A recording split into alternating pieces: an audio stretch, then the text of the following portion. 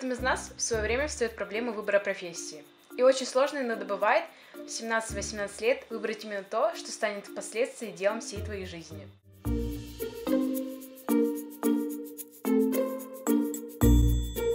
Для меня всегда была идеалом профессия учителя. Еще в школе учителя для меня были эталоном. Тактичные, пунктуальные, добрые, лояльные, коммуникабельные, с активной жизненной позицией. Это были творческие люди, которые ради внимательных глаз ученика готовы были вложить в урок всю душу, все знания. Поэтому, вспоминая слова Ильина «Горькая минута урока, пустые глаза ученика», главным для любого учителя я считаю повышение мотивации учащихся, формирование интереса не только к предмету, но и к учебному процессу, поиски информации в различных источниках, выбор главного и необходимого.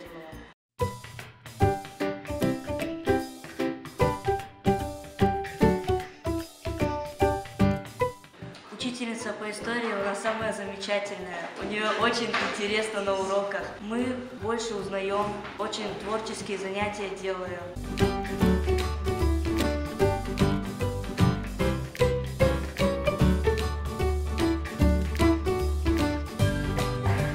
В этом году у нас сменился учитель, и у нас начала вести Марина Леонидовна.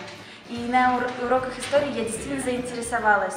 Творческие работы, интересные уроки. Все это она совмещала даже в одном уроке, и это было очень действительно интересно.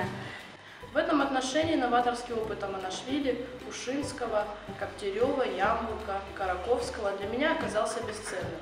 Адаптируя его к своей педагогической практике, развивая творческие способности учащихся, используя проблемные, поисковые, исследовательские и проектные методы по простейшим схемам. Я творю, я выдумываю, я пробую, я исследую, я экспериментирую, я создаю и как итог я получаю результат. Таким образом, ориентирую детей на реальный результат, которым можно было бы гордиться. И пусть это будет маленькая ступенька, но ее достижение будет успешным. Так, ступенька за ступенькой формируется успешность личности. Марина Леонидовна – отличный учитель. Благодаря ее методике история стала познавательной и действительно интересной. Теперь история дается мне с легкостью, и мне хочется приходить на следующий урок как можно чаще. Я считаю, что одной из главных функций учителя истории является развитие исторического мировоззрения личности, нравственных ориентиров, задействовав творческие способности ученика, применяя все средства и методы, которые дает педагогическая наука учителю. Часть молодого поколения, не зная позитивной идеологии, часто идет на поводу в новых, более распространенных и известных в среде молодежи негативных направлениях против части общества идеологии. Поэтому я считаю необходимым сформировать на примерах из богатейшей истории России чувство патриотизма, развитие гражданско-правовой позиции, умение аналитически мыслить, адаптироваться в реальных исторических условиях, применять на практике полученные знания и умения.